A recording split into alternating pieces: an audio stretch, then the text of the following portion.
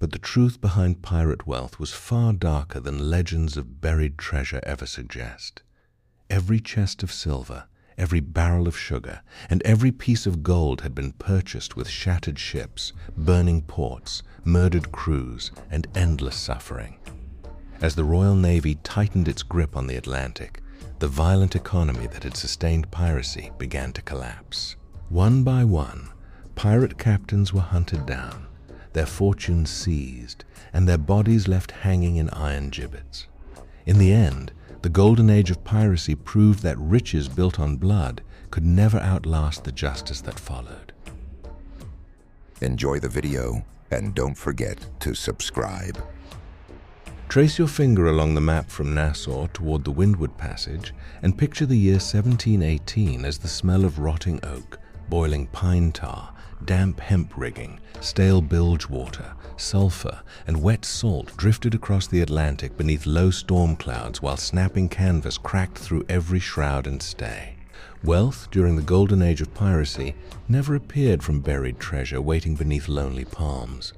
It flowed from relentless violence measured in shattered hulls, burning ports, murdered crews, enslaved captives, and merchant fortunes seized at cannon point. A typical pirate sloop displaced between 90 and 100 tons, measured nearly 75 feet along the keel, and displayed pronounced tumble-home supported by massive white oak futtocks secured with hand-forged iron spikes nearly 11 inches long.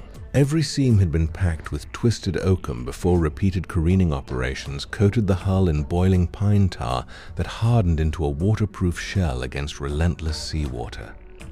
Pirate Articles of Agreement promised equal shares, compensation for lost limbs, and elected officers, yet every signature rested upon the expectation that blood would purchase every coin. Merchant convoys crossing the Caribbean transported silver from Spanish America, indigo, sugar, tobacco, cacao, dyewood, silk, and barrels filled with hard Spanish dollars whose combined value could equal the annual income of entire colonial settlements.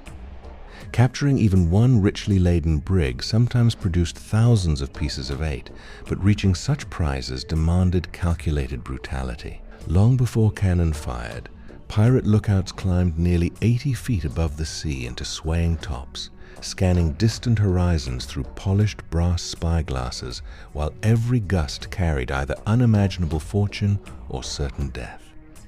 Every successful attack began days before the first broadside. Experienced pirate captains studied prevailing trade winds, seasonal currents, shoals, reefs, and the predictable routes followed by merchant convoys protected only by hope and favorable weather.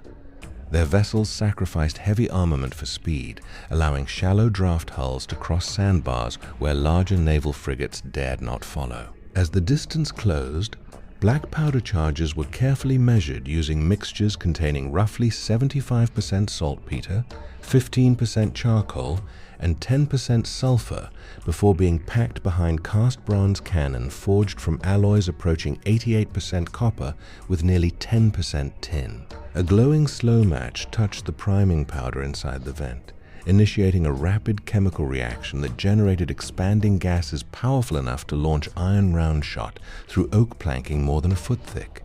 The impact shattered timber fibers instead of cutting them cleanly, transforming splintered oak into razor-sharp fragments that ripped through flesh with horrifying efficiency. Pirates understood that splinters often killed more sailors than the cannonball itself. Grape shot, assembled from clusters of smaller iron balls wrapped within canvas and secured by iron rings, turned crowded decks into storms of flying metal capable of breaking limbs, crushing skulls, and destroying organized resistance within seconds. Smoke filled the gun deck until visibility nearly vanished, mixing sulfur, burning charcoal, scorched rope fibers, and fresh blood into an unbearable atmosphere, while gun crews hauled heavy cannon backward on thick breaching ropes before swabbing overheated barrels and reloading with relentless discipline. Only after resistance weakened did grappling hooks bite into enemy rails, allowing the real business of piracy, profitable slaughter and plunder, to begin. Boarding transformed disciplined commerce into organized chaos where survival depended upon speed, intimidation, and absolute violence. Pirates rushed across heavy boarding planks carrying curved cutlasses, boarding axes, pistols, daggers, and iron belaying pins while officers shouted through powder smoke that rolled across the decks like dark fog. The objective was rarely to destroy the prize, but to capture it intact together with every valuable cargo item stored beneath the hatches. Ship carpenters immediately inspected the captured hull, examining keelson joints, mast partners, knees, deck beams, chain plates, standing rigging, and the condition of every futtock supporting the tumble-home. If the vessel proved seaworthy, it could itself become another pirate ship or be sold through corrupt merchants operating in sympathetic ports. Cargo was inventoried with astonishing precision. Sugar packed in heavy hogsheads weighing more than 1,000 pounds, tightly pressed tobacco bales, indigo, cacao, silk, spices, ivory, firearms, navigational instruments, medicines, wine, rum, and silver coin were all assigned values before shares were divided according to the Articles of Agreement. Captains often received only 2 shares, while quartermasters received 1.5, reinforcing the illusion of equality that attracted desperate sailors escaping harsh naval discipline. Yet beneath these democratic customs lay constant terror. Prisoners who resisted risked torture until hidden valuables were revealed, while skilled surgeons, navigators, co-opers, carpenters, blacksmiths, and sailmakers were frequently forced into pirate service because their expertise generated greater profits than immediate execution. Every captured voyage strengthened pirate fleets with fresh supplies, experienced craftsmen, replacement rigging, spare anchors, powder, shot, timber, livestock, and intelligence describing the next wealthy convoy already approaching across the Atlantic. The greatest fortunes emerged not from isolated robberies, but from carefully sustained campaigns that transformed entire sea lanes into landscapes of fear. Between approximately 1716 and 1722, merchants sailing through the Bahamas, the Windward Passage, and the approaches to Jamaica often delayed departures for weeks because rumors alone could collapse regional trade. Fear itself became a profitable weapon. A single captured survivor released deliberately could spread stories of massacres, convincing future crews to surrender without resistance and preserving valuable cargo from cannon damage. Pirate intelligence networks operating through tavern keepers, corrupt customs officials, runaway sailors, and black market traders identified the sailing dates of treasure ships carrying Mexican and Peruvian silver toward Europe. Letters of marque once issued to legitimate privateers blurred the distinction between lawful warfare and outright piracy, allowing experienced captains to exploit political confusion before openly embracing outlaw life.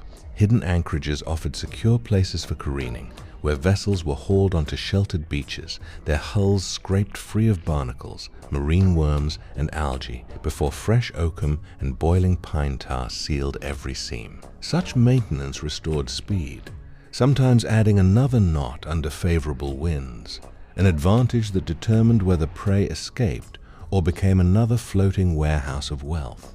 Every repaired mast, every replaced deadeye, every freshly spliced hemp cable, and every sharpened boarding axe represented another investment in future bloodshed. Gold accumulated because pirate logistics matched their violence. They recycled captured sails, salvaged cannon, melted damaged lead into fresh musket balls, reused anchors, repaired blocks and tackles, and consumed provisions stolen from victims, ensuring that each successful raid financed the next with ruthless efficiency. Yet unimaginable wealth rarely brought lasting security because pirate fortunes depended upon an economy sustained entirely through continuous violence. Gold coins passed from trembling merchants into weathered sea chests reinforced with iron straps, but those same chests inspired jealousy capable of destroying entire crews from within. Hidden coves echoed with arguments over missing shares, accusations of theft, and drunken disputes fueled by rum distilled from Caribbean sugar plantations whose labor had already been purchased through immense human suffering. Pirate captains constantly balanced fear against loyalty, knowing that a crew empowered by articles of agreement could vote to remove an ineffective commander just as quickly as they had elected him.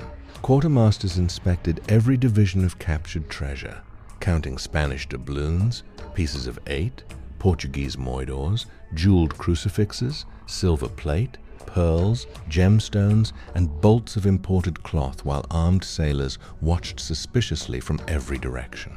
Meanwhile, the Royal Navy steadily expanded patrols using heavily armed frigates whose stronger construction, disciplined gun crews, and coordinated tactics gradually reduced the safe waters available to pirates.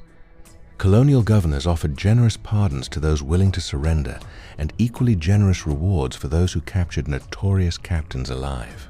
Every execution removed experienced leaders whose navigation, combat skill, and knowledge of hidden anchorages could not easily be replaced.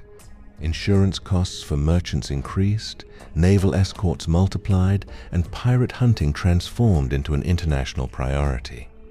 The endless cycle became unavoidable.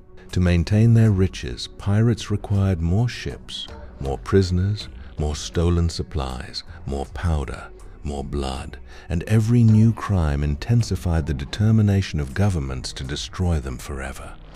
Even as their sea chests grew heavier, every stolen coin carried the certainty that another voyage would demand an even greater price in blood.